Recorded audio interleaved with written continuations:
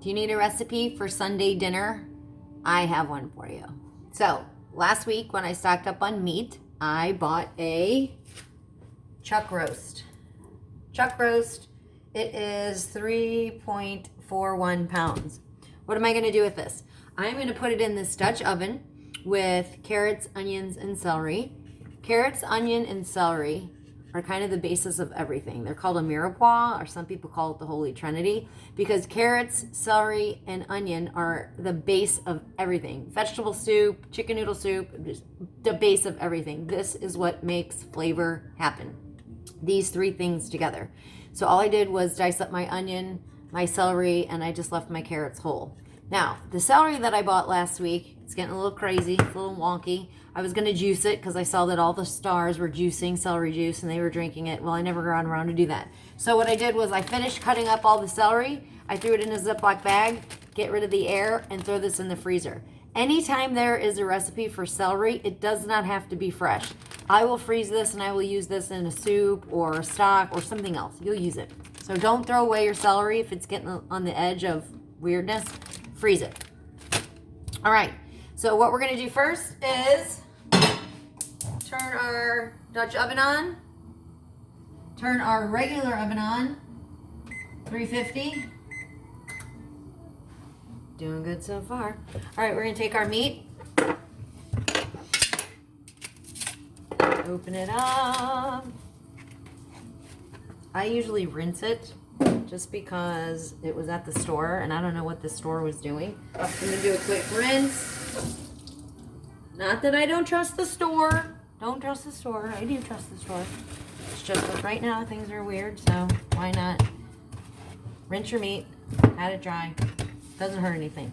All right, we're going to season it with salt and pepper. Cracked ground pepper.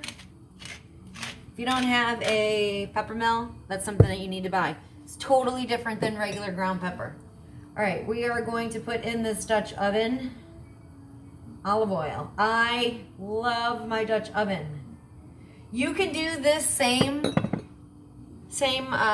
recipe in a crock pot. I'm not a huge crock pot person, so I would just rather do this and then put it in the oven. All right, we're gonna do salt. Salt, salt, salt, salt, salt. Flip it. Wipe my hands. Cracked ground pepper. Of course, George knows there's meat being cooked, so now he's sniffing around. Salt. All right, what am I going to do with this? I am basically just going to saute it in this and brown it on all sides until it's nice and caramelized, so that when I put it in the oven, it has a brown coating, and it doesn't look all gray and nasty. So we're just going to brown it, and then I will be right back. One tip about browning: you want to make sure that your oil is really, really hot. Otherwise, nothing's going to happen. So I have it up really high. I'm going to grab the meat. Ooh, hear that? That is what you're looking for. That's how you brown something. All right, stay tuned. My meat is done. I browned it on both sides for about 5 minutes, and now I'm going to remove it from the pan. Take my fork. See it's brown. Put it right here to rest for just a minute. All right, I'm going to scrape this real quick because there's bits. That's the good stuff. That's the stuff that makes flavor. All right, now I'm going to add my onions, and I am going to put my celery in there. Neil doesn't like celery, so when I put them in with the onions and saute them and make them look like the onions, he doesn't notice. Okay, and he probably won't watch this video. Okay, so I'm putting my onions and my celery into my pot with the oil. I'm going to saute these for about 8 minutes to get them caramelized. Let me get a wooden spoon. This is my favorite cooking utensil. I don't even know where I got it. I think I got it at a garage sale. But it's flat, it's wooden, and it's amazing. Scratch the bottom of your pot, stir it. You want to get all those bits off the bottom of the pan because that's the flavoring. We're going to deglaze the pan later. But right now we're just going to get all those bits up, stir it up with the onions. I'm going to add more salt. I'm sorry, pepper. Because I want to flavor every layer. I am going to add salt.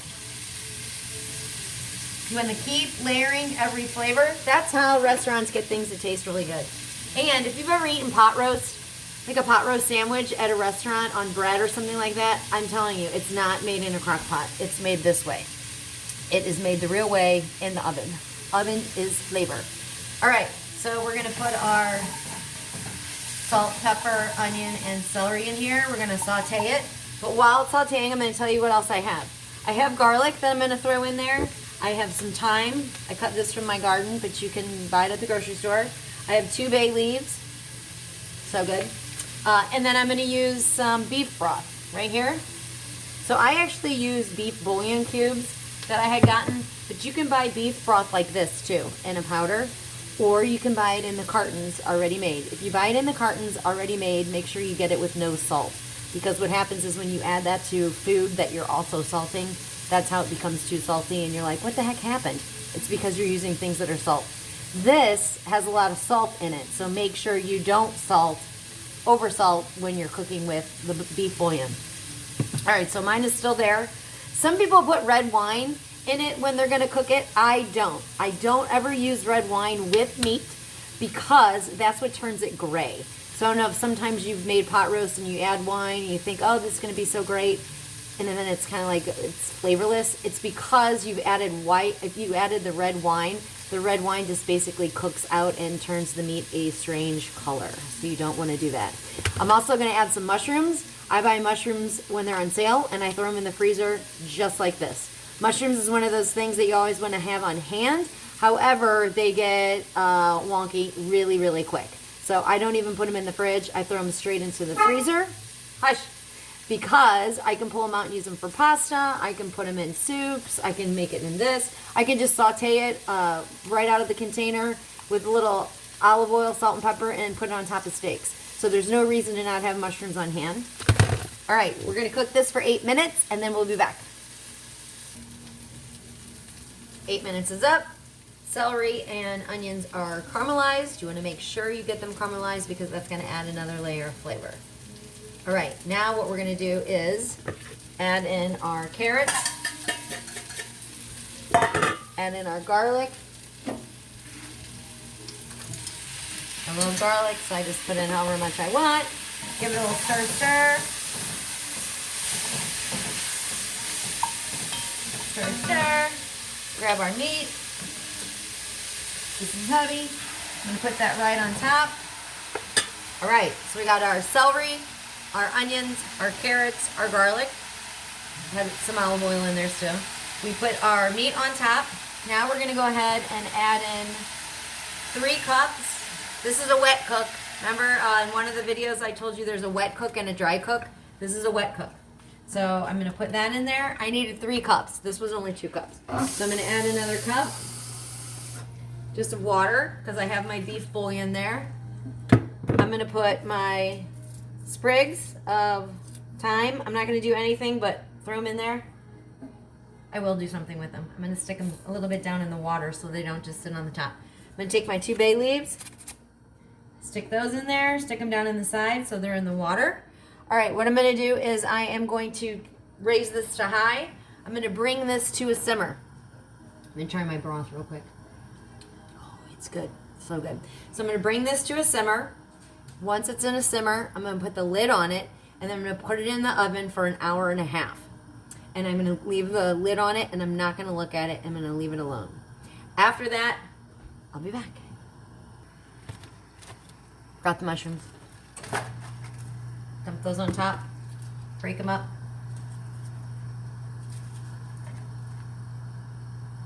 Okay. Bring it to a simmer, hour and a half, in the oven at 350. It's been an hour and a half. Opened up the Dutch oven.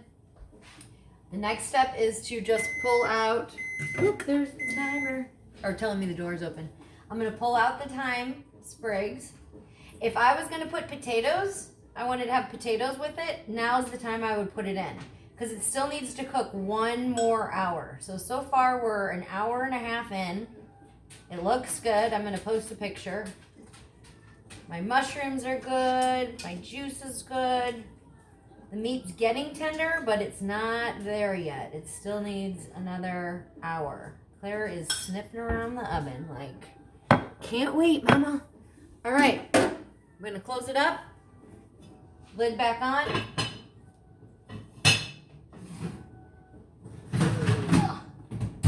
Timer, 1 hour.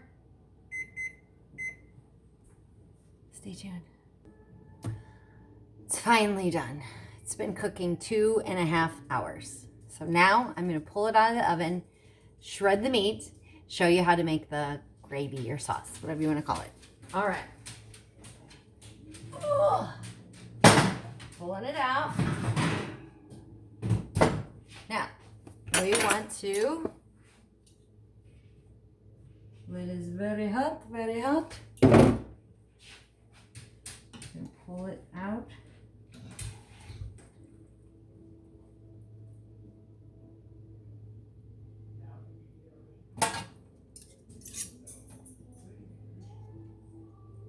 Steamy. Okay. What we're gonna do is let it cool just a smidge while we make our sauce a little thicker. So what are we really gonna do? Okay. Getting a bowl. I'm getting a spoon. This is one of my favorite spoons. It's just this little tiny thing. I think I got this at a garage sale too. I am going to pull out my carrots, my mushrooms, my celery, the bay leaves. I'm going to pull all of that out of the pot because what I'm going to do is thicken the liquid to make the gravy.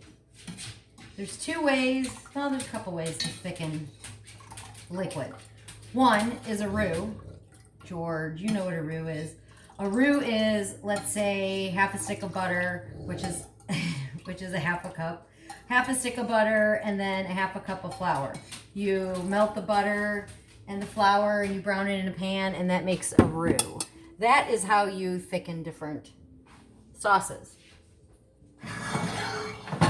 Then there is cornstarch. You can sprinkle cornstarch in there, cook it down. It's not that great. I don't like using cornstarch. I'm gonna turn my fire on here. I like doing a slurry. A slurry is very, very easy. Everyone can do it. It won't lump up. It's easy to whisk in. You'll know when it's done. You'll know when your gravy is done. Whisk. Okay, flour. I'm gonna take 2 scoops, heaping of flour. Yeah. Flour. I'm gonna put a couple splashes of water, 3 splashes.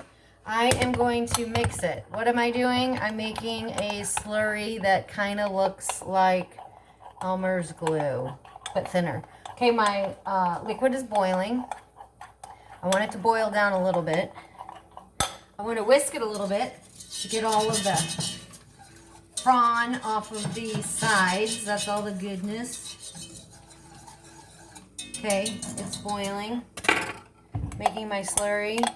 What am I doing in there? I'm really just making sure all the lumps are out and they're smooth. Because if I dump this in there with lumps, then those lumps are not going to dissolve. My gravy will be lumpy. Who likes lumpy gravy? Nobody. Lumpy mashed potatoes? Yes. Lumpy gravy? No. Okay. So what I'm going to do is I am going to slowly drop little droplets into my liquid, stirring it. It's going to start thickening up. Flour, this type of a slurry and even a roux, you have to cook it because flour is raw, and sometimes when you taste gravies and it kind of tastes like pasty, that's because they didn't cook out the flour. You have to cook flour. Ooh, that looks good. So I am trying to make it gravy consistency. What is that?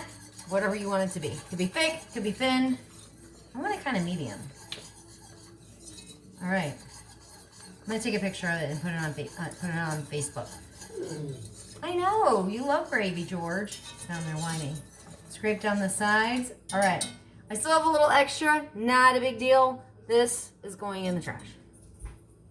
Should I save it? No. That probably costs 2 cents to make. All right, I got my gravy going. I'm gonna turn it down and I'm gonna move it over. It's bubbling a brew. Gonna move it over. Shazam.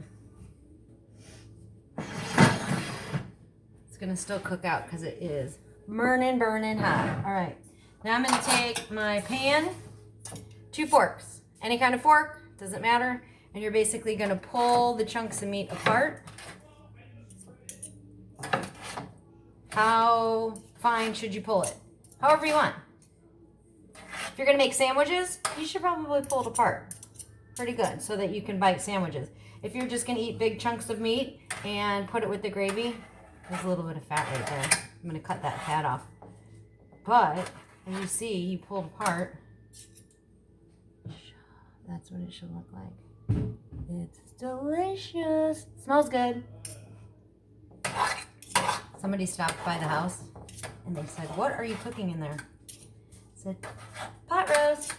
Okay, so Diane, I want to make this. I want to make it for my family. What am I going to do? You didn't give me any ingredients, really. You didn't give me any measurements. I don't know what to do. Here's what you're going to do. You're going to Google classic pot roast.